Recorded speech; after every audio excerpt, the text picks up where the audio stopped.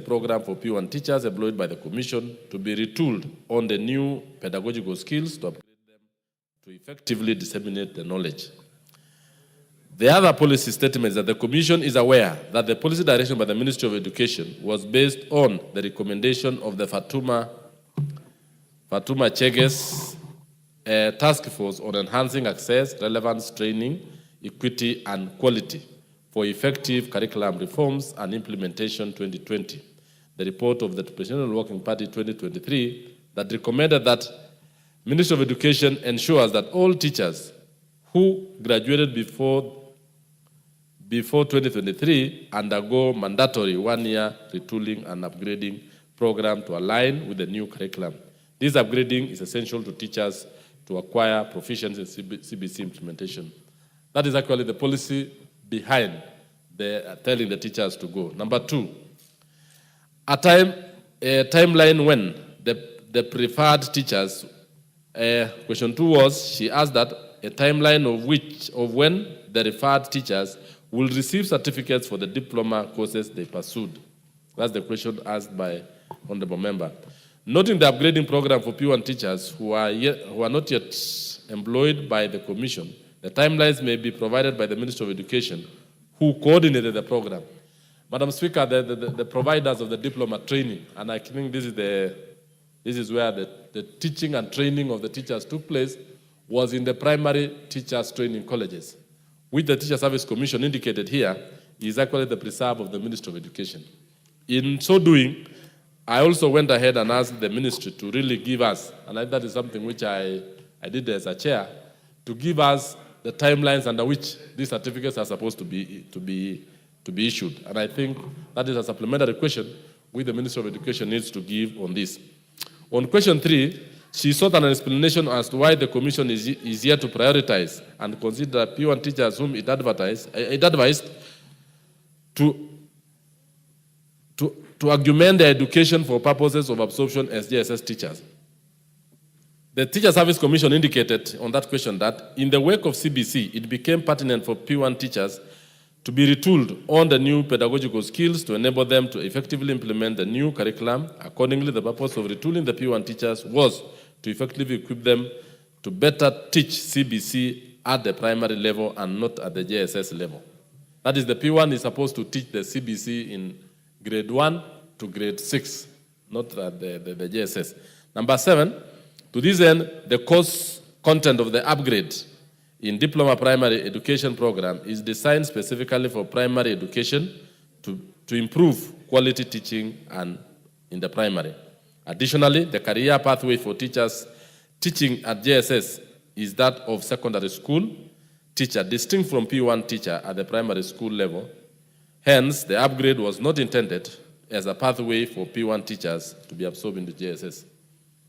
The fourth question was the steps taken by the Commission, or what steps has the Commission taken to ensure that P1 teachers who upgraded their education are absorbed in the rightful job grades. Honorable Speaker, this is a question which is asked by every teacher who was upgraded, even in my constituency and even in the country at large. Teachers are asking, we have been retooled. We are no longer the P1 certificate. We have gotten a diploma. The Teacher Service Commission has made the following statement, that the upgrade in Diploma Primary Education Program is meant to equip P1 teachers with the required pedagogical skills to implement CBC at the primary school level. These teachers, once employed, are posted to public primary schools. In view of the upgrading program and the ongoing certification by NEC, the Commission will commence the review of its career progression guidelines for purposes of grading such teachers. Actually, this particular statement, Madam Speaker, is actually not indicating when these people will be paid for the opportunities forgone. So it has actually said that they are going to look at the career progression guidelines for purposes of grading for the upgrading of the teachers. This is the statement, and I've just gone through it. The whole statement is actually bulky, and it has indicated every other aspect that Honorable Nyense has asked. I thank you, Madam Speaker, and I shall actually be able to hand over the statement to Honorable Nyense. Thank you. I submit. Thank you. Honorable Nyanza, would you like to say something? Thank you, Madam Speaker. Actually, thank you for the answers, but the response is not satisfactory. And this is because the Commission actually identifies the teachers to augment their education, and by doing so, they were supposed to take 1,500 hours, which is roughly 9 months. They went for that training. They actually paid some money, that is tuition fee, and also spent a lot of time leaving their families. But after that, they were not considered in any way. Those ones who were already P1 teachers were not promoted, and they were not given any advantage, even after getting the diploma. The other teachers, P1 teachers, are still being retooled even now, but after they go for that training, they are reimbursed, and they have the advantage of not spending so much resources on the training which they are undergoing. So these teachers feel that it's like they have been forgotten. Those ones who got the diploma and we are already P1 teachers, we are not taken to teach in the junior secondary, even though the response says that they were being trained to be in primary school section, the CBC, but still we don't have adequate teachers in the JS. You have our O class, you are given an O class, maybe you are trained as a mathematics teacher, and you are supposed to even teach history, you are supposed to teach CRI in that class. So there's still, this education is still wanting as far as junior secondary is concerned. And the Commission, the reason why they came up with this diploma course was that these teachers were supposed to teach in the junior secondary after being upgraded. The other disadvantage is some of them who were not employed went for that training, spent more money, thinking that they will be observed in the teaching service, in the teacher service commission. But they've not been employed even after getting the diploma. So the response is not satisfactory at all to those ones who are upgraded, because they have no advantage over the others. Thank you, Madam Speaker.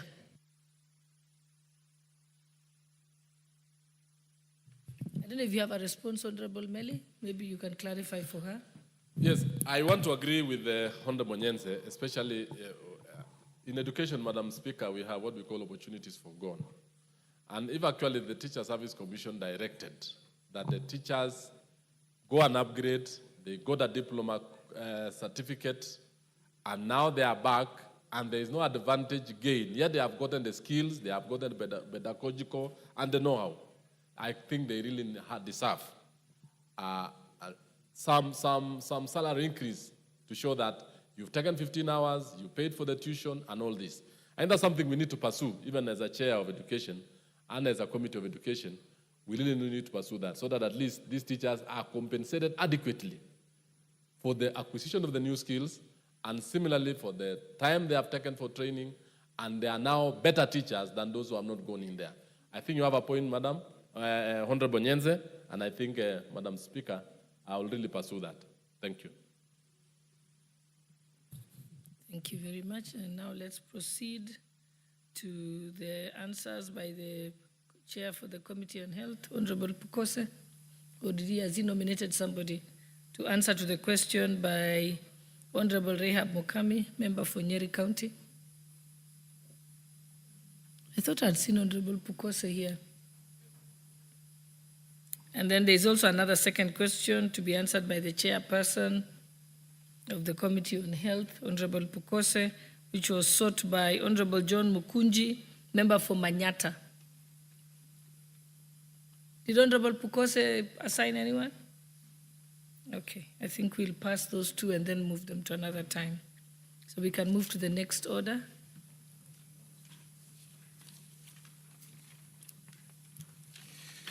Order number 12, motion number 28 of 2023, establishment of a science museum.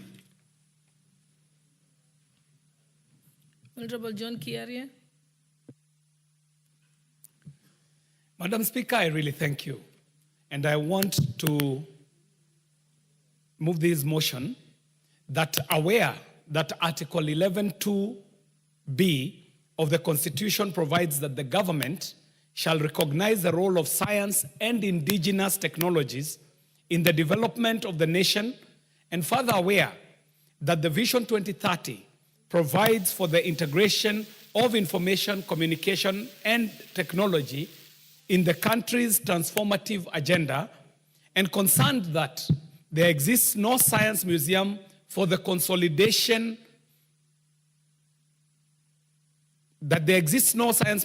consolidating indigenous scientific and technological innovations, training and research purposes in all of the East African region, and appreciating that the integration of science and technology would greatly enhance Kenya's economic and societal success, and noting that there is potential growth in the technology sector by establishing a science museum, and further noting that the informal science education plays a key role in progression of science, technology, engineering, and mathematics, acknowledging that science museums operate as the nexus between science practitioners, policymakers, and the public, and cognizant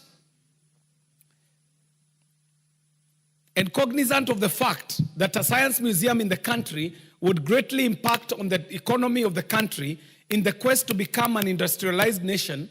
Now, therefore, this House resolves that the national government, through the relevant ministries, establishes and operationalizes a science museum in the country. Madam Speaker, I am standing on the floor of this House in the year 2024 and asking this House to agree with me that we should urge the government to establish a science museum in Kenya, and this will not be just the first science museum in East Africa. It will be the first and only science museum in all of Africa. Madam Speaker, a science museum becomes something important for a nation like us that has espoused in its guiding documents, starting with the Vision 2030, Madam Speaker, which says that we endeavor to be a knowledge-based economy. Madam Speaker, it is also this country that has developed the Kenya Digital Superhighway Project, an aspiration of Kenyans to be connected to technology of today. When we talk of technology of today, Madam Speaker, we are talking at a time when we are talking of the onset of the fourth industrial revolution, also being called the era that shall be driven by artificial intelligence. Madam Speaker, we are seeing technologies like blockchain technology, the Internet of Things. All these advancements in technology are telling us that we're in a new era. But even in this new era, Madam Speaker, we ought to speak as Kenyans and speak as Africans and ask ourselves, if this is the fourth industrial revolution, where was Kenya in the third industrial revolution? Where was Kenya in the second industrial revolution? Where was Kenya in the first industrial revolution? Where was Africa when the world was moving into steam energy and mechanizing their operations? Where was Africa when the world adopted electricity as a way and a mode of driving their technology? Where was Africa when we were moving into microchips in what was called the dot-com era or the third industrial revolution? And I dare say that Africa slept through all those previous three revolutions. The question begs, are we the generation of parliamentarians that will superintend over Africa sleeping through the fourth industrial revolution? Madam Speaker, today the world is advancing using what I would call the Western model of development. The Western model of development is informed mostly by the advancements that have been introduced to the world by the British Empire, when they were able to conquer the world to a point where it was said that the sun never sets on the British Empire. These British are the ones who have introduced this new model of advancement that we are in today, Madam Speaker. But if you approach the British, they would tell you that before they came into their advancements, they were referred to as barbarians. If you ask the British, who is that person who came and advanced you? They will tell you that all the knowledge we have, we got it from the Romans. You will approach the Romans and you shall ask the Romans, where did you get the knowledge that you pride yourself in? And the Romans will tell you, all the knowledge that we have, we got it from the Greek. But Madam Speaker, our education system will only teach us only that far. If you seek further than that, Madam Speaker, you shall find that the Greek got all the knowledge that they have from Africa, Madam Speaker. That those people that we celebrate, those people that we call the Pythagoras and the boys, Aristotle, Socrates, and all these very famous people who are said to be the fathers of the disciplines of knowledge that we practice today, the fathers of psychology, the fathers of philosophy, the fathers of chemistry, the fathers of all these advancements that we talk about in education today, if they were honest to you, they will tell you that they came to Africa and found very advanced universities. In North Africa, we know of the universities that were in Egypt. In West Africa, we know of the great advancements and civilizations and libraries that were in Mali. Where we are, Madam Speaker, around the Habesha region, also known as Abyssinia, but actually the Kush kingdoms, we had our own technological advancements, our own advanced technology that would shock the world, Madam Speaker. If you go south, you will find advanced, very extremely advanced. What's your point of order? He's still moving his motion. Yes, Madam Speaker, I want to inform my colleague, who is my good friend, about the Greek philosophers, the Aristotle, the Plato. Majority of them, they never went to Africa, but we acknowledge Pythagoras' theorem came from Egypt. So it is good for my brother, good friend of mine, to learn it. And most of these philosophers, they never visited Africa before Athens moved towards democracy. Thank you, Madam Speaker.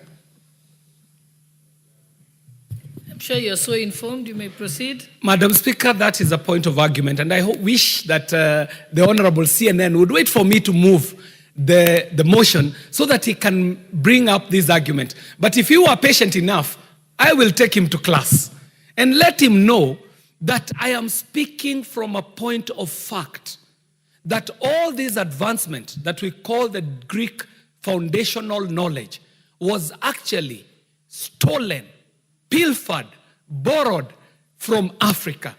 Madam Speaker, there is a great city in North Africa called Alexandria. And Alexandria celebrates a man known as Alexander the Great. This man is known worldwide as a great general of war. The story we are never told is that when Alexander and his soldiers came into Africa, they went into our very advanced libraries and universities. But they were not kind enough, Madam Speaker. When they pilfered what was in our libraries, they burnt down our libraries to the ground, raised down all the knowledge, stole it, pilfered it, and took it to Europe and claimed it to be their own knowledge. And that is the knowledge that they have put in books. And today, we celebrate the Greeks as the foundational fathers of the knowledge that we have. But I would like to let the Honorable CNN know that this knowledge, as a matter of fact, dig deeper into your reading, and you shall find that this knowledge was actually stolen from Africa. Madam Speaker, this would help in explaining why we have such advanced technology in places like Cairo, where and Egypt, where we have what you would call the pyramids, Madam Speaker. People see pyramids just as structural formations. But I would like to say that even today, with all the advanced Western knowledge that we have, the scientists are not able to explain how the traditional African was able to put up such technological marvels as the pyramids. Pyramids that are aligned astronomically and astrologically, scientifically perfect, aligned to pyramids that are in South America, pyramids that are in the East, all scientifically aligned to a scientific exactitude that cannot be achieved even by the knowledge and scientific advancements that we have today. But most importantly, Madam Speaker, I was talking about the fact that Africa has not always been a technological dwarf. At some point in its moments of greatness, Africa was a scientific and technological giant. The misconceptions that Africa is a scientific dwarf emanate from the fact that, one, all of African traditional knowledge, all of African traditional heritage has not been put to books. It has not been recorded in words and figures. And as such, people who are reading science today only understand what was captured in books, in numeracy, in literacy. But they may never understand some of the oral traditional African knowledge that used to be preserved and transitioned to other generations orally. That is why, Madam Speaker, the African today suffers an inferiority complex. Africans, like CNN, may never know that it was Africans that civilized Europe into hygiene, Madam Speaker. That between the years of 700 to around 1400, Madam Speaker, it is emperors who came from Africa, went into Europe, conquered Europe, civilized Europe from its barbaric ways, and taught them how to use toilets, Madam Speaker. Europeans who are busy defecating in the streets and so on, Madam Speaker. And allow me, Madam Speaker, to prosecute this issue because it is a historical fact that the Black Moors were the emperors who ruled Europe between the years of 700 something AD and 1400 AD. Madam Speaker, the point I want to make is that the absence of the recording of our history, for us not being able to record our history, for us not being able to exhibit our history, for us not being able to preserve our technological advancements, we suffer the risk of misunderstanding our history because we shall only be served that which maybe the oppressor would want for us to know. However, Madam Speaker, we ought to understand that if you do not tell your story the way you want your story to be told, your story shall be told by somebody else in the way they want to tell it. So, Madam Speaker, so my motion... Out of order? Your hand is up. But I can see your hand is up, but I'm not able... I can hear you saying point of order, but I cannot see you anywhere on the screen. Do you have your card? The card is not working. Okay, it's working now. So what is out of order? Thank you, Madam Speaker. My concern is Honorable Kerry is bringing out very valid points. However, for him to use statements like Africans, like CNN, will never understand, will never know, that puts all of us to be in a point of ignorance that we do not know, except for Honorable Kerry. Can he use more dignified language towards Africans, where I'm one of them? Madam Speaker, valid point. I do not want to defend you. I know that you have a lot of respect for Africans, but I don't want to defend you. So, Madam Speaker, you got it perfectly. In fact, I celebrate Africans. That's why I'm moving this motion. And in fact, I would not want to generalize anybody into a point of ignorance because I know how well informed Africans are, up to and including my good friend CNN. I was making a reference to the fact that if one does not tell their story the way they want to tell their story, their story might be told by somebody else in a way that you do not want to tell the story. Madam Speaker, I am moving a motion where I would want this parliament to support me so that we can establish a science museum that will create a nexus between scientists, scientific practitioners, policy makers, students, and the publics, different publics, so that we are able to preserve our technological advancements in a museum that is a living museum. Madam Speaker, it might be a point of argument that we already have museums, Madam Speaker. But the kind of museum I'm talking about is not a museum of natural history. A museum of natural history, as they exist today, is a museum that I would refer to as a dead museum. And with all respect, Madam Speaker, dead in the fact that in these museums, we go to see exhibitions of taxidermies or stuffed animals that are already dead. We go to see things of the past. A science museum is normally a museum that exhibits, is a living museum. It is able to cover the history of technological advancements from the past, taking into cognizance what is happening in the present, and also trying to imagine a future as we would want to imagine it, Madam Speaker. In Kenya today, where we are at, if you took just one line of science, a line that I know the Honorable Elisha knows very well, a line of telecommunication, for example, only quarter of a century ago, Madam Speaker, the order of the day was the dial telephone. The order of the day was a call box. But the child born today, a Gen Z, a Gen Alpha, cannot tell you what a call box is. They cannot tell you what a CD-ROM is. They cannot tell you what a floppy drive is. This is knowledge that will be lost, Madam Speaker. This is knowledge that if we do not preserve, we might suffer the fate that our forefathers suffered when traditional historical artifacts were being expatriated from this continent and being exhibited in far-flung capitals.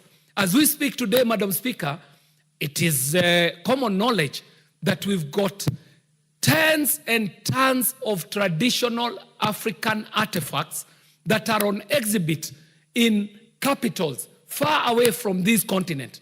Madam Speaker, in this fourth industrial revolution, Africa cannot suffer the same fate. We ought to proactively stand up and claim our pole position as an African technological giant that Kenya is, to spearhead the new era by establishing science museums that will showcase Africa's scientific greatness, traditional greatness, that will showcase Africa's traditional scientific prowess. Madam Speaker, it was during COVID that people were scampering to look for a remedy. But I dare say, in places like Nyanza, somehow COVID was not as prevalent or was not as bad as it was elsewhere. And Madam Speaker, when you whisper to members from Nyanza, they will tell you that when COVID broke out, they fell back to a traditional remedy that they had used for centuries to cure and remedy malaria. A very bitter herb that is normally taken and boiled and taken as such. And it mitigates against the effects of fever, against the effects of a flu, and it was also working against the effects of COVID. Madam Speaker, this traditional knowledge is what is normally picked up by multinationals. They extract the active ingredients, but because they would not want to have something that they cannot preserve, they additionally add preservatives and conservatives. But even more dangerously, they put up a brand. And when the brand comes on, it gives it a premium position and it becomes an expensive product. But where is the African with the Wairimo plant that is planted in the mountain region that is able to cure a cold or a flu? This Wairimo plant is an active ingredient that is forming part of very many modern medicines, Madam Speaker. But this knowledge, if not preserved, if not exhibited, will go into waste, Madam Speaker. Madam Speaker, the other point I would like to make is that we are coming into a new world. What I called the fourth industrial revolution, mainly driven by artificial intelligence. And you know, artificial intelligence, being the driver of Industry 4.0, relies on data. Data shall fuel the next world. Africa traditionally has not written down its data. Africa's data is not in numerals, it is not in numbers. So today, artificial intelligence is scraping data out of the internet, data that Africa is not present, so that we realize that Africa has not Africanized the internet as much as the internet has internetized Africa. And so, going into the fourth industrial revolution, our data might be missing in the formation of the driving force and the fuel that will drive the fourth industrial revolution. But most importantly, Madam Speaker, data representation. All data centers, main data centers that we are seeing are in the northern hemisphere. We want to see Africa contributing its data so that we are able to drive this fourth industrial revolution. Madam Speaker, with those few points, I would like to call upon members to support me in this motion that seeks to provide a science museum. Madam Speaker, to bring about a science museum that shall consolidate indigenous scientific and technological innovations, shall be a center of training and research purposes, and also shall be the nexus between the scientists, the science practitioners, the policymakers, and the general publics. Madam Speaker, I thank you, and I ask members to support me on this motion. Thank you very much, Madam Speaker.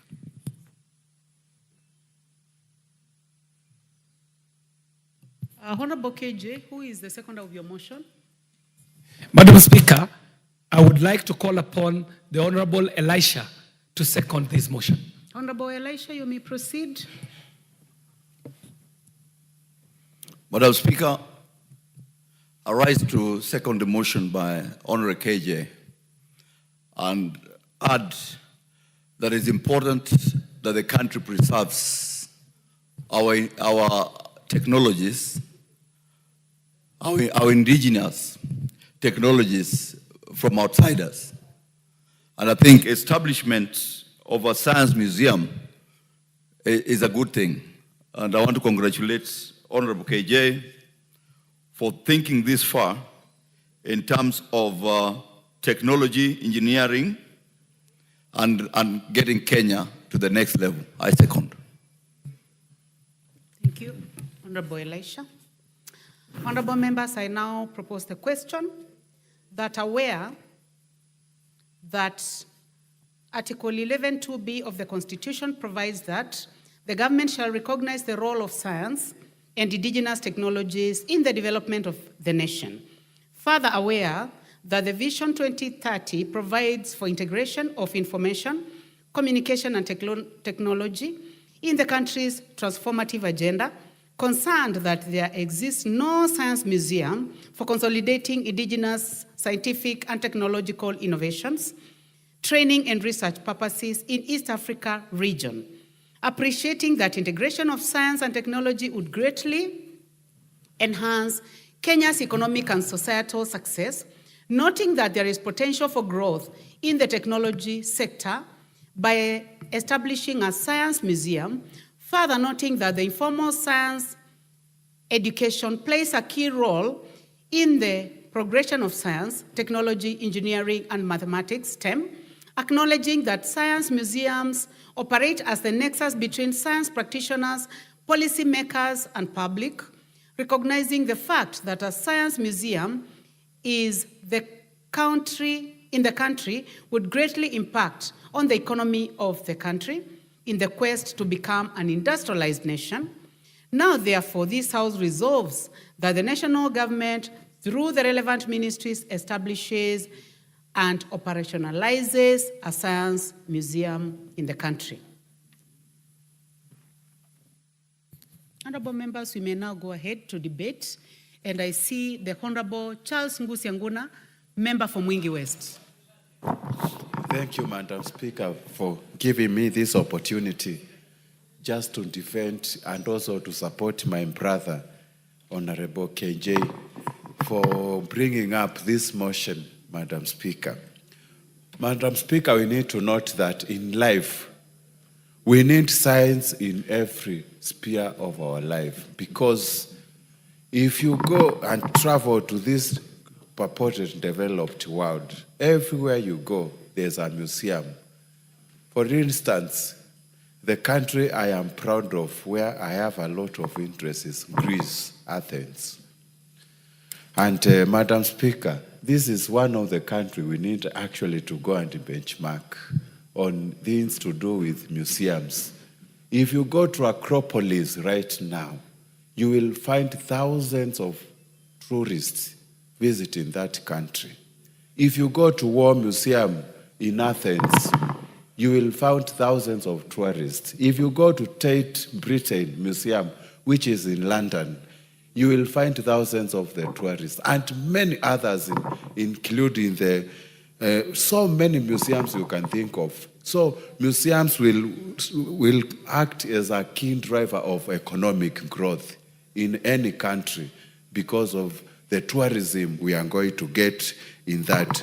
Madam Speaker, also establishing the Science Museum in this country will also help our learners and even our university students in advancing knowledge, leading to new discoveries in our country and also innovations. Who said we cannot become innovative? Who said we cannot even become more intelligent than other developed world, Madam Speaker? That is why I'm supporting this. Madam Speaker, establishing this Science Museum will also help us live a better life than other countries. We will talk of boosting our productivity in many aspects if we do a good research on them, Madam Speaker. And also, establishing this museum will also facilitate us in accessing information. When do we store information? Like discoveries, we usually do have a lot of scientists in our country. Where do we store this information? If we can have a science museum, we will be able to access a lot of necessary information, including our historian museum. Like, for example, if you want to get the facts about our founding father, President Kenyatta, where are we going to collect this information? We don't have museums that actually preserve our information and knowledge, Madam Speaker. Madam Speaker, the issue of establishing museum will also help us to collect, preserve, and display our scientific significance artifacts, and that is why I am supporting. I am happy. My brother KJ has borrowed a lot when he was bringing up this motion in Greece, recognizing the likes of Aristotle, Heraclitus, these Greek historians who actually made the world the way it is. And with those few remarks, Madam Speaker, I fully support this motion. Asante. Thank you. The Honorable Phyllis Bartol, member for Moiben. Thank you, Madam Speaker, for giving me the opportunity to contribute to this motion by Honorable KJ. Madam Speaker, a science museum is a museum primarily devoted for science. Madam Speaker, if you travel worldwide, you will discover that in established countries, science museums play a very important role in educating its citizens, its students, its professionals. Madam Speaker, when I was a lecturer teaching at the university, we used to have problems with students, history students. We used to encounter situations where history students or history master students or postgraduate students who are collecting data were not able to get real data, real life data, especially in our museums. Case of in point is the Fort Jesus. We have the one in the CBD, the archives. Madam Speaker, if you visit those spaces, there is nothing lively. It is they are just documentaries, and they are not communicative. Madam Speaker, if we establish real museums where we have real-time, real information from the past to the present, it is going to be very important and very informative to our postgraduate students. I particularly talk about postgraduate students because I came from academia. If you visit countries like Israel, Madam Speaker, you visit their museums, you get real life experiences. You go with the. You get carried. You go back down history. You learn about their cultures. You learn about mummification, where people use how they used to preserve their dead. And it takes you back history, and you feel real. You feel like you can identify. You feel like you can place your hand. It is very communicative. Madam Speaker, that is what is the essence of a science museum. In Kenya, we have so many activities, so many cultures which need to be documented. And these cultures are not just for now, but they are going to shape our future. We are reshaping our curriculum, our education curriculum. We are having CBC, competence-based curriculum, where we want to teach our learners to practice what they are learning in class. Where else can they refer to history? Where can they relate? If we don't have such facilities in Kenya, science museums where they can go and interact with knowledge, they can go and learn, and that one shapes their future. Science says that the past shapes the future. Science museums are very important. We only view our hours in Kenya. The museums which we have in Kenya are only for recreation. We only visit there to pass time, to learn, for tourism. Even the tourists who come to Kenya, I don't think they really take home so much because we don't have so much to talk about. You go to Fort Jesus, it is dead. You only meet those young men and women take you around trying to create stories which even them, they might not be very sure about.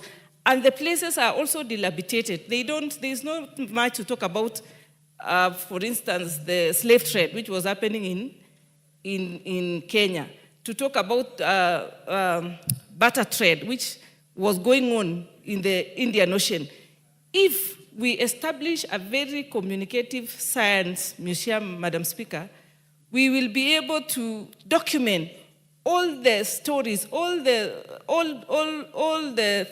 theories which we have heard about Kenya, and we will be having many people visiting this part of Kenya to come and have a feel of what happened in the past.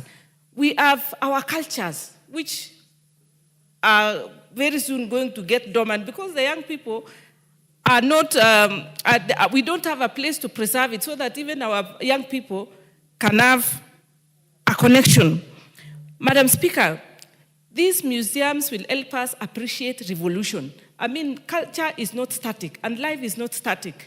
What will we tell our people in the next 100 years if we don't have somewhere to store this information? What will we tell our people in future if we don't have places to store our stories? We are, for instance, in Kenya at the moment, we are going through a new thing about this issue of impeachment. Those are things which, those are stories which we will find them in our museums. Our children will learn that in 2024,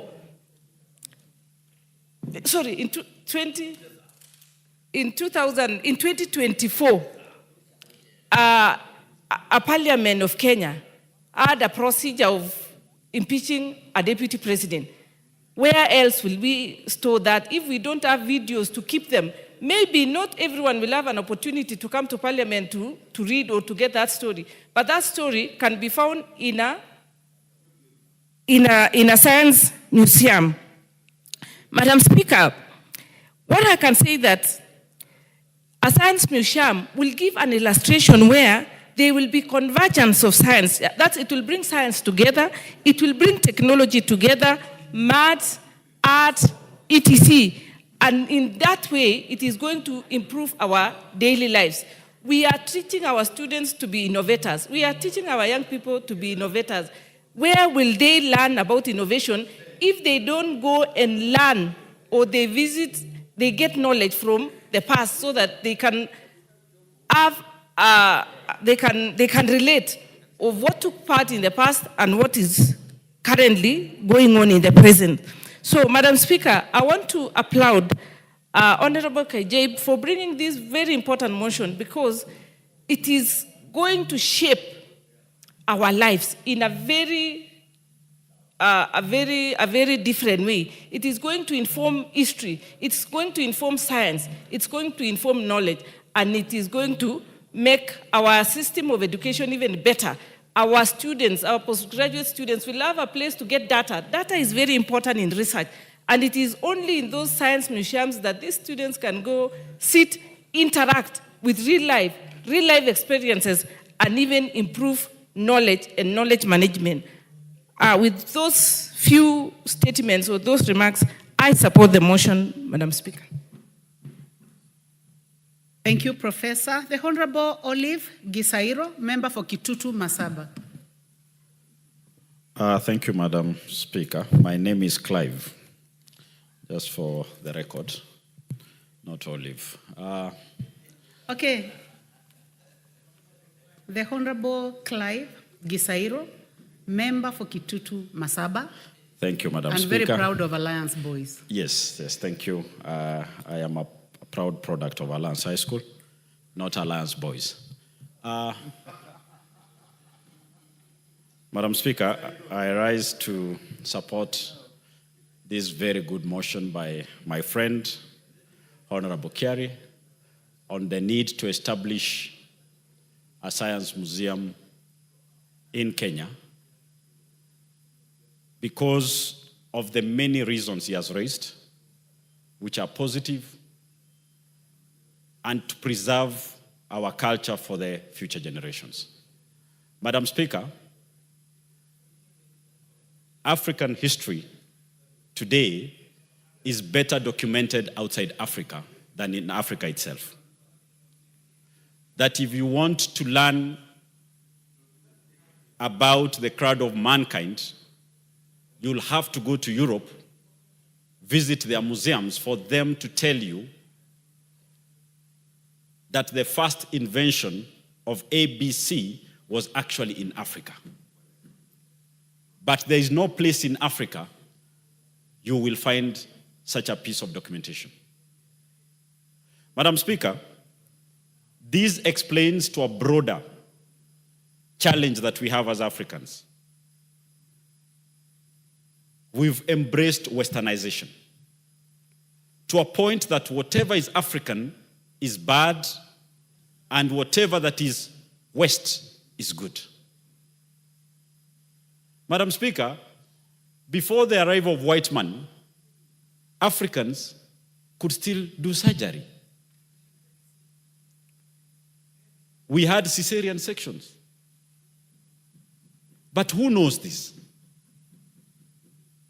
We've been made to believe that all these medicines, surgeries, operations, bone repairs came with a white man. There is nothing further from the truth. This has gone further to ensure that we believe that the African way of worship was evil. Actually, easily put and simplified as witchcraft. That the white man's way of worship is the right way, and therefore we were forced to discard what was ours. Such a museum, Madam Speaker, will ensure we have what I will simply call positive ethnicity,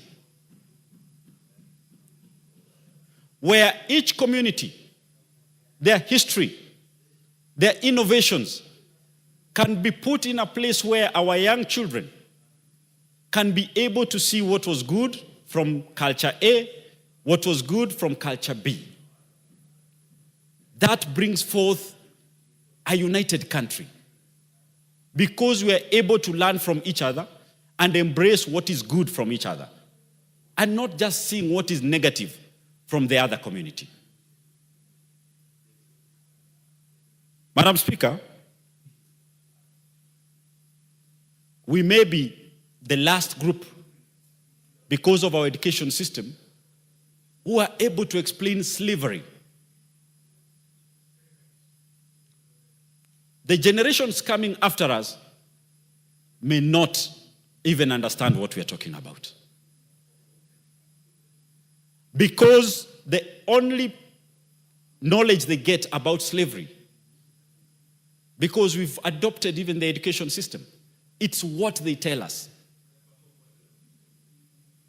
It is not what we tell them. It is not what was documented by us, but it's what the white man, the Westerners, will want to tell us about slavery. The perpetrator cannot have a better view of the subject matter than the person affected. The best people to document this, to have this for the future generation, is us, Africans, ourselves. Unlike CNN, who has been to Greece and has interest there, I happen to have toured very many African countries.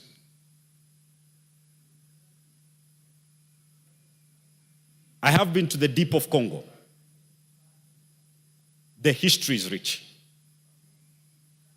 but no one writes it. The outsiders come and they will write how they discovered Mount Kilimanjaro. Where were we when they were discovering it? How they discovered Lake Victoria. Where were the Luos?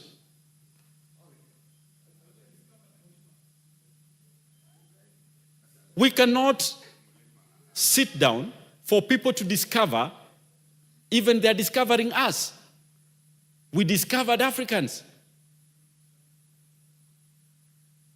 If we don't support such a motion to ensure we are able to give our children something to look back to, something to learn, we've absconded our languages. That we allowed, the Bible is translated to almost all native languages. But the child of today cannot even, they struggle to speak Swahili. Forget about my native language. Where are we heading as Africans?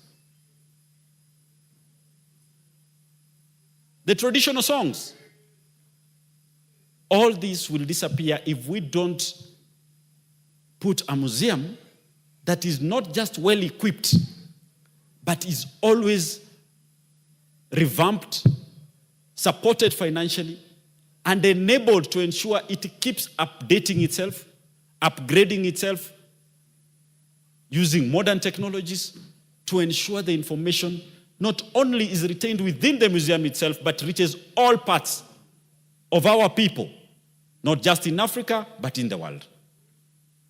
This is possible, and I strongly support this motion by Honorable KJ. And I like his views. He has an artistic mind. A mind that shows the creativity of our people that nobody is ready to showcase. Honorable Kerry, thank you for such a motion, and I support in full. I submit, Madam Speaker. Thank you very much. The Honorable Julius Ole Sunkuli, member for Kilgoris. Madam Speaker, thank you very much for this opportunity to discuss this motion by my good friend KJ.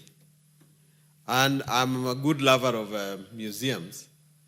when I go to Washington, D.C., I always visit the Smithsonian Museum. And the Smithsonian Museum has all those types of museums, Museum of History, Museum of Science, museum, all these museums. And when you look at a definition of what a museum, a science museum is, it's supposed to be a museum that collects and displays objects having scientific interest. And those people who run science museum, first of all, must have things to display, things that they show for themselves. And then they use the forum of the Science Museum for education. I support this motion because I know that the honorable mover is a visionary man who looks very far away. In Kenya, it's of course a good idea. I don't know whether it's an idea whose time has come. Because unfortunately for our country, we are not very well known for scientific innovation. And because these things we are supposed to display must either be as a result of our physics, as a result of our chemistry, as a result of our geology, as a result of the technological information, and so on.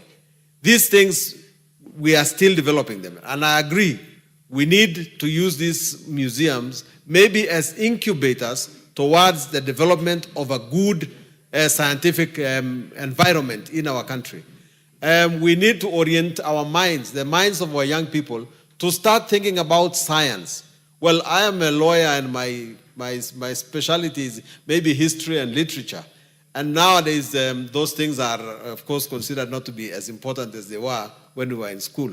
But in truth, to speak the truth, I think science is acquiring a new meaning, especially technology. And we require a place where we dedicate ourselves to these things. And Madam Speaker, I hope that if this thing becomes a reality, that we don't make the same mistake that we are making with the national libraries. Recently, the country decided to devolve national libraries and make them the work of the counties. Libraries will die there because that is not a priority of the counties. If you take these kind of museums and tell them the county to do it, they do not have the same vision as my honorable friend KJ has. They will go and bury it in the counties and forget about it. Let us begin by starting it big in the different big towns of Kenya, in the city of Nairobi, in the city of Mombasa, in the city of Eldoret, in the city of Nakuru, and of course, in the city of Kisumu. If we had big places in those big places, then our young people will learn their science there. They will learn to store the information that they have, and they will learn to respect the fact that we learn from the past. Scientific knowledge in Kenya is what we need to move this country forward. Where Korea is, Koreans can of course display how their original car looked like, and then inspire young people to make their own cars. We can also perhaps have our own Uhuru car in that museum. We can have the good old RNH, the good old East African Railway in that museum. We have something to display, but we must use that as a springboard towards going back forward to the new innovations. Madam Speaker, I support. Thank you very much. The Honorable John Gitonga, member for Manyata.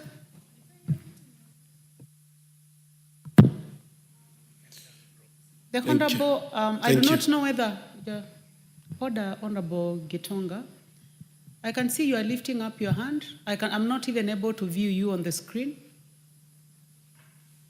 What is out of order, Honorable Member for Nyamira County? Madam Speaker, thank you for giving me this opportunity. It was not a point of order. I just wanted you to take note that I'm within, but my card got lost somewhere. I wanted to contribute. So if you can allow me to continue. Since you do not have a card, please take your seat. I'll make a decision on what to do. You may proceed, Member for Manyata. Thank you, Honorable Speaker. I authorize to support this motion, Honorable Speaker, as I commend my brother, Honorable Member for Dagoretti for such a thoughtful motion. And Honorable Speaker, I am very intrigued with the proposal of a science museum. Honorable Speaker, it is true that we have allowed for too long our stories to be told by people who actually don't care much about our history. Honorable Speaker, a science museum will be a very, very important establishment for the future of this country and for the future, Honorable Speaker, of Africa in terms of the advances that have been there since time immemorial on our advancement in science. And interestingly, Honorable Speaker, Honorable Kenje, who is in the arts, is the one who is proposing a museum for science. So it is very interesting. And Honorable Speaker, I believe this country has contributed a lot in the advancement of science in the world. Honorable Speaker, just the other day I was reading a book and found that one of the things that make what we call dirty genes was gotten from this country, somewhere in Naivasha, Honorable Speaker. But if you look and go around, you'll find the patent for such things is not in this country, but is somewhere in the US.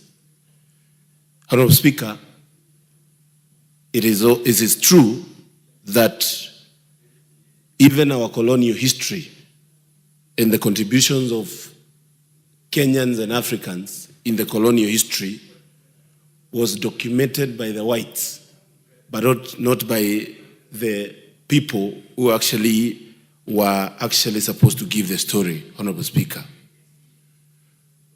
And it is sad, it is not right, it is a big loss for, Honorable Speaker, our African culture, that even what we depend on is something that we are not coming from ourselves, but coming from people who actually visit this country.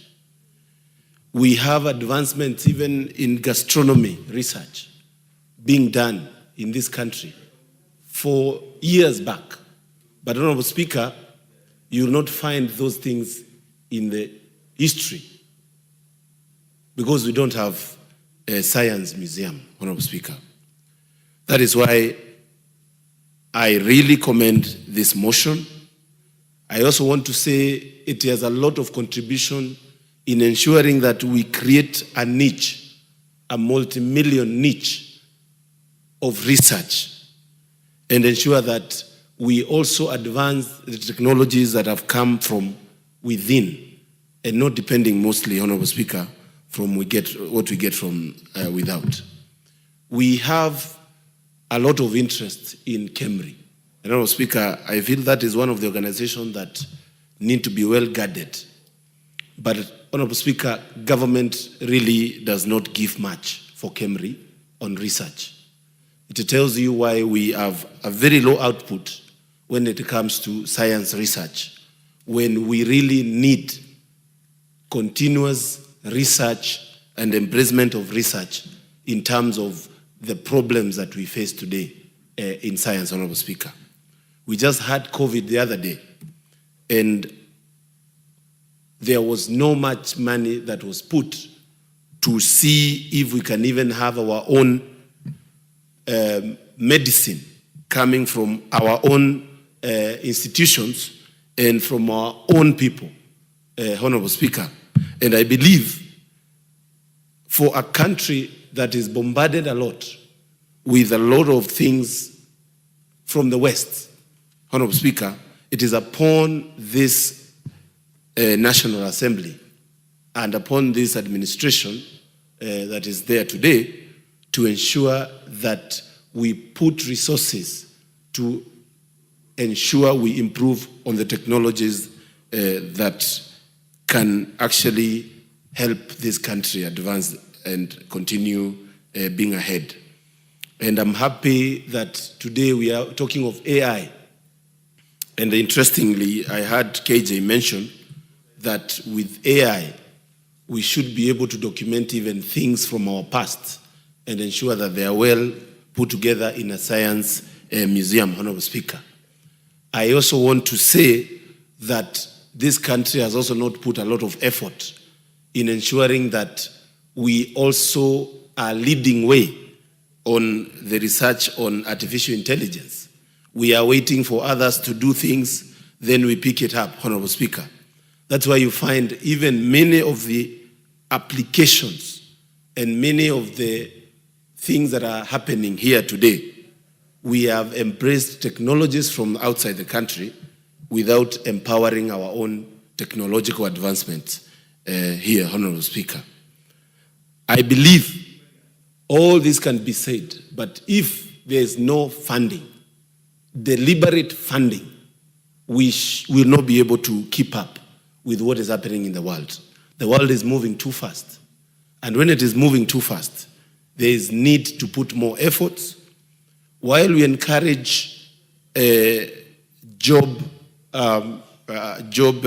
tourism outside Kenya, Honorable Speaker, we should be able to have a strategy to retain some minds within Kenya for advancement of our own country and ensure that we are able to, we don't have a brain drain in terms of workforce. And Honorable Speaker, I believe this motion, this issue of science museum, Honorable Speaker, is something that needs to be actually supported.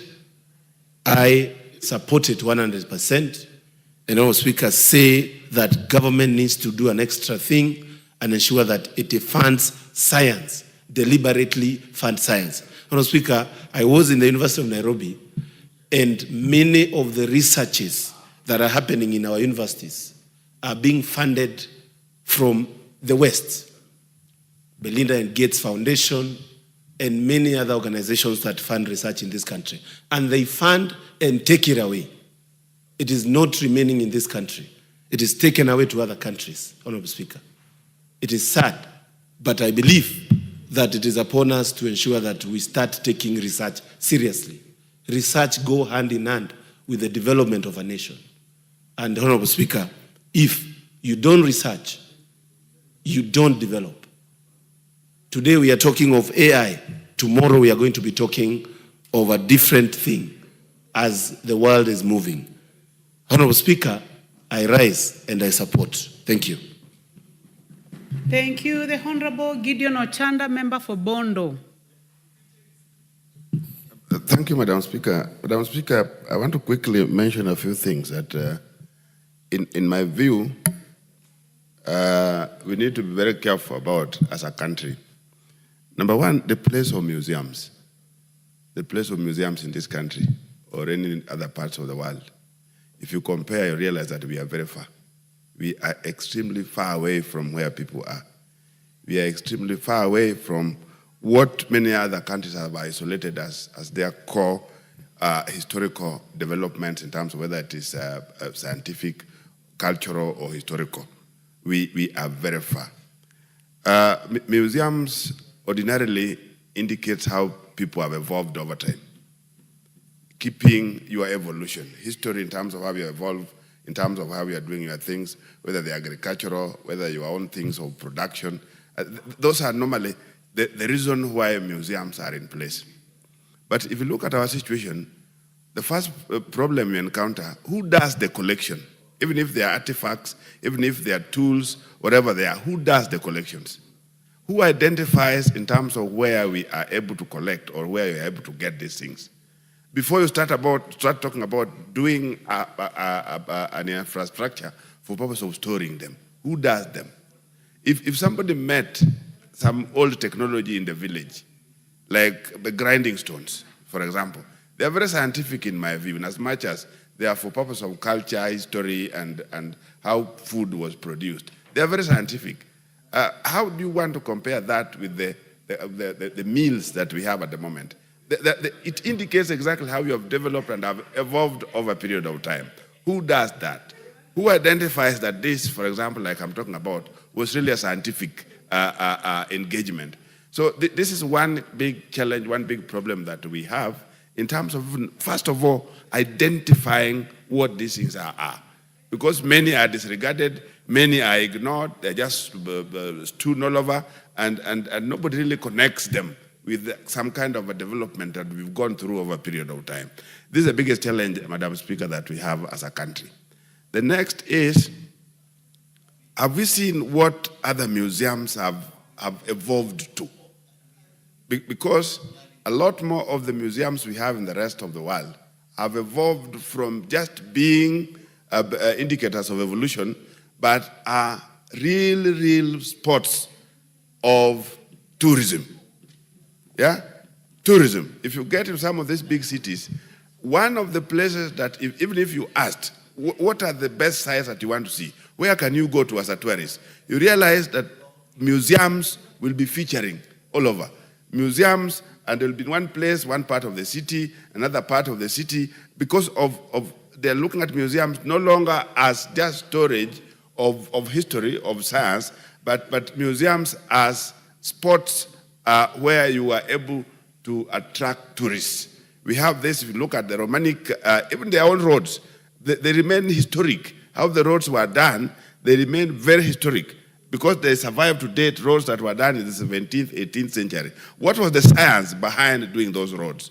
What was the science behind some of the things that are still existing?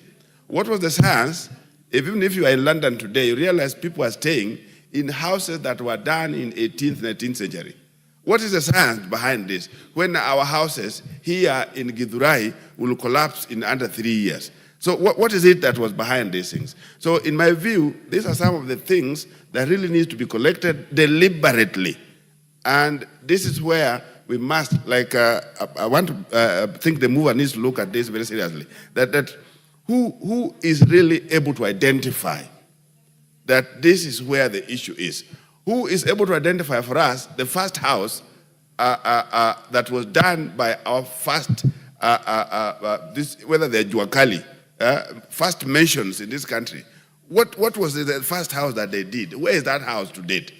Does it survive? What is it that was done that we are able to get it, that our current houses cannot stand for 5 years? So these are really the reasons why museums are very necessary. Yeah? Apart from being issues of evolution, they're also reference points. That something happened, something was done, and it has withstood the times, and it exists to date. So, Madam Speaker, I really support this, but we really need to focus in terms of the identification process of what we consider as scientific, that has evolved, has grown with us over a period of time, Madam Speaker. What we have at the moment, Madam Speaker, are shells. Yeah? In fact, I can clearly say that what we have now as a scientific museum is only Railways Museum in this country. I don't think there's any other. Yeah? I really don't think there's any other. And the Railway Museum is somewhere in the middle of a dilapidated place, ignored, and nobody knows that it exists. Only a few of us have an idea that it exists. But that is a very serious scientific kind of museum that we have. In as much as it is not us who developed the first trains, that it's not us who developed the first rail lines, but it is here to demonstrate that no, things had happened. Madam Speaker, I keep saying that you look at the bridge that was done in San Francisco in the 18th century, still survives and remains one of the biggest bridges we have in the world. Yet in this country, the bridge that we can really say is ours, that we've seen over a period of time, was done in the 70s, the bridge that is Nyali Bridge. Yet the one in San Francisco has withstood the time. It's been there for over 300 years. It's the biggest, and it's such a scene that it behoves. When you get there, you realize, no, there is something that was done. So if somebody was able to do that 300 years ago, what kind of a brain will that be to date? I think this is the kind of a relationship that we need to be looking at when we are looking at the issues of museum. So, Madam Speaker, I thank Jay for this, and I support. Thank you, Dr. Ochanda. The Honorable Momanyi Jerusha Mongina, member for Nyamira County.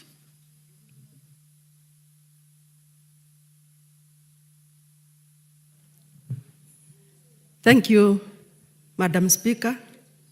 Madam Speaker, I also rise to support the establishment of science museums in our country, Kenya. Madam Speaker, the kind of museums that we have these days, which were established a long time ago, they do not have facts which can convince even the Africans to appreciate what used to happen. Madam Speaker,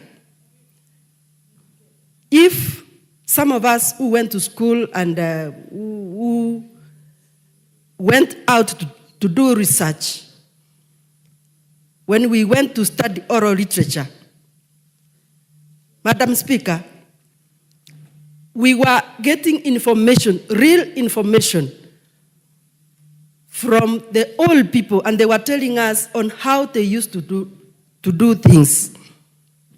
Madam Speaker, we could understand that before the invention of the health facilities which we have these days, Madam Speaker, even our forefathers used to do operations.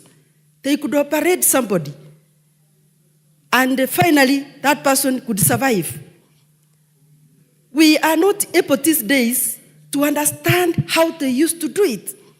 If there were science museums which could explain, which could keep these facts and explain them to us, we could be able to appreciate how far we have come, how far the evolution of the knowledge that we have these days, how far we have come. Madam Speaker, if we look at our country today, from different cultural backgrounds where we come from, we can appreciate that even the languages, the different languages, our mother tongues which we used to talk, the children of this era cannot even be able to communicate or understand what the native language is communicating. Madam Speaker, I want to support this motion because the science museums will keep what will be there for posterity, so that even those who will come will understand where we have come from, where we are, and what are some of the innovations which have been put in place, which have made our economy even to grow, our education to grow, where even the students who are in universities can go and make research and understand and even contribute to the increase of that knowledge which we want as a country. So, Madam Speaker, I want to support and thank KJ for bringing this very progressive motion. Thank you, Madam Speaker. Thank you. The Honorable Naomi Wako, member for Marsabit County.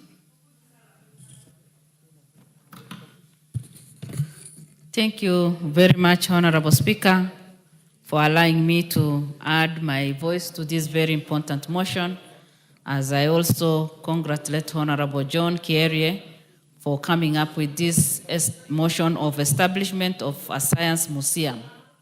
And from the onset, I confirm that I support and I suggest that it is a good idea, yes, but as we establish, let us not only think of the big cities, but think of every county and, if possible, every constituency. Because when it comes to development and growing different areas, in the past we have been concentrating on big towns, big places, and forgotten some areas that need a lot of such establishment of museums.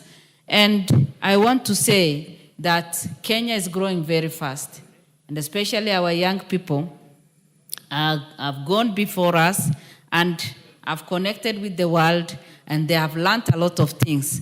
And in order for us to keep them busy and be relevant, we must have establishment of different establishment of museums and ICT centers and different hubs that can keep them busy and also create employment for our young people. We know very well that we have so many graduates in this country who are not employed and are seeking employment. And the establishment of Science Museum will be an exciting thing for our young people, and that will keep them being creative, innovative, and they will easily connect with the world and remain relevant. Honorable Speaker, I support this idea, again, because as Africans, we have lost a lot. When we were colonized, we lost almost everything that we had as our culture, our tradition, and we adapted the Western culture that keeps affecting us.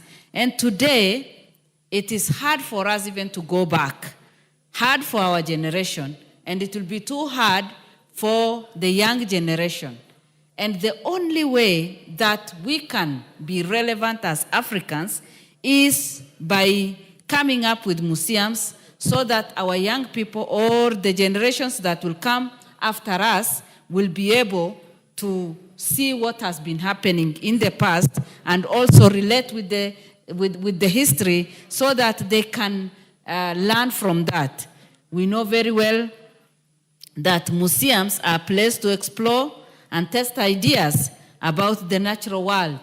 And we know very well, again, in our country, we are endowed, we have been blessed with different cultures, different traditions, different languages, and we are all proud of where we come from. But nothing much has been done in terms of keeping history and showcasing what we've had in the past. And that is why displaying those things today in our museums will be the best thing that we can do as a country. Again, science, when it comes to science and research, we know very well that we are also gifted. Kenyans are very knowledgeable, and doing research, many of our young people who have that skill have not been utilized and have not utilized their skills. If we do this in every country, in every county, we will be able to utilize the skills of our young people and even those who are experienced so that we can bring together ideas and even explore more ideas and do enough research and see how we can benefit our country. Honorable Speaker, you know very well that today cancer is one illness that is affecting the entire world. But especially us as Kenyans, we have been seriously affected. And for those of us who come from northern part of this country, and especially Marsabit, we have been wondering why we have lost a lot of our people to cancer. And it is good, it will only be good for us to engage in more research and invite experts so that we can know the root cause of our problem. The only thing that we can do today and the only special gift that we can give to our young people and generations to come is to establish a science museum in every county. And Honorable Speaker, the purpose of a museum is for education. Our young people will be motivated. They will be able to go to different places and exchange ideas. The other purpose is inspiration. We will be able to inspire so many people. We have other people who have gone before us in different communities. And it will be good for us to keep the fire burning by talking about them, by capturing their ideas and what they have done in the past, so that even the young generation can be proud of what our forefathers have done. By showcasing different cultures and traditions, we will be able to we will be able to inspire so many people. Again, it will be another tourist attraction center. Our young people who are in schools will be able to visit the museums and learn, and it will encourage so many people. For some of us, seeing is believing. When people visit and see the different cultures, the different traditions, the things that we used to do in the past, we will all be proud of that. When we were young, we used to, gather around our grandparents and elderly people, and we used to learn a lot from them. They used to speak to us. And up to today, some of the things that we caught, some of the words of wisdom that we use from our villages are the words that we got when we were growing up. These science museums, will serve a great purpose in our nation. I would want to say that as a government today, if we can invest in establishment of the museums, the science museums, we will have done one of the great things that we need to do, and we'll have invested for the future.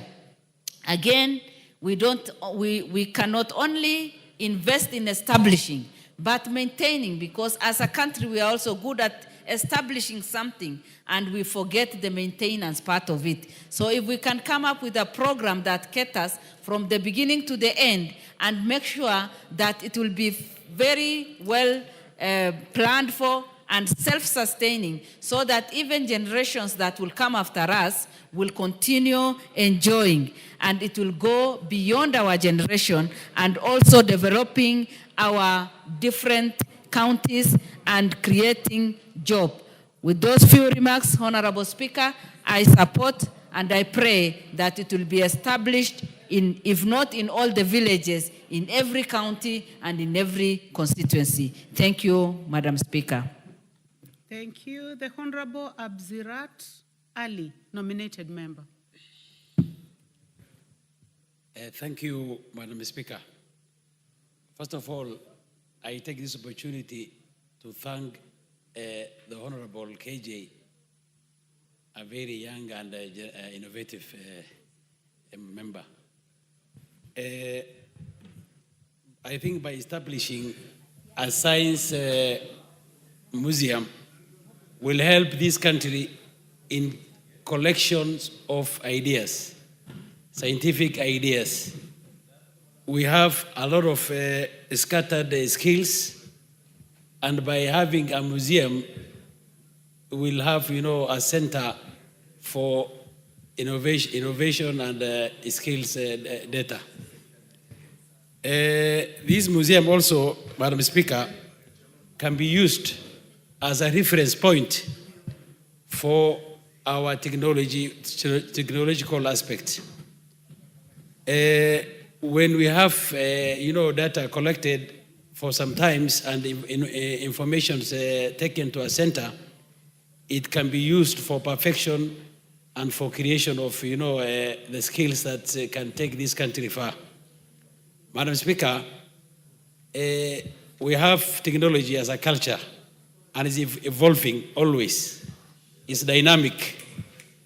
And by having, a science museum, this innovation culture will always be remembered for our youth, for our generations. I happened to travel to a place called Stuttgart in Germany, and I visited a Mercedes-Benz museum.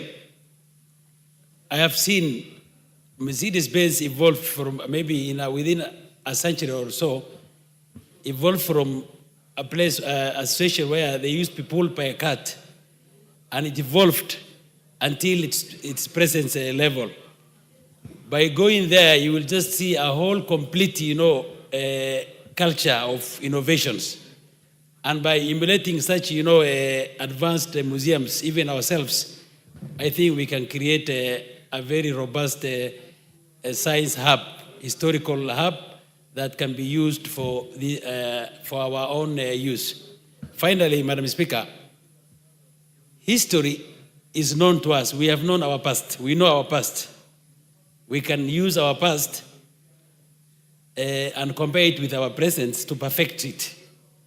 And our future can only be good if we, grab our knowledge of the past and the present. Therefore, by having a museum that is, technology oriented, I think we will take our country to the places we admire to be. With those few remarks, I thank and I support the motion. Thank you very much. Thank you. The Honorable Mpuri Aburi, member for Tigania East. Asante Madam Speaker kwa kunipa nafasi hii. Yangu ni kidogo sana. Ya kwamba tukiwa na museum katika nchi yetu ya Kenya ni kitu ya maana.